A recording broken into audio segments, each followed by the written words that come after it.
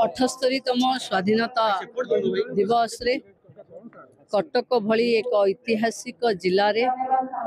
जी मोर भी जिला मोर भी कार्यस्थल एठी स्वाधीनता दिवस रे अतिथि हवा पद्म विभूषण पद्मश्री उपाधिधारी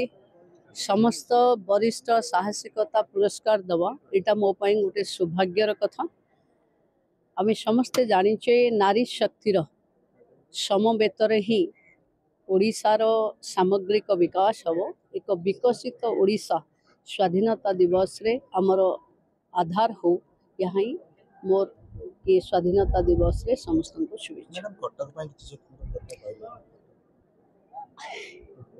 देखु कटक रे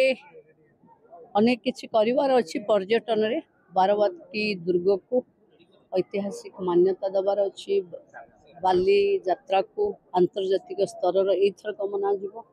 एवं कटक रे जमती बोट क्लब ये सब को गोटे कंग्रिगेटेड डेवलपमेंट करा जेहेतु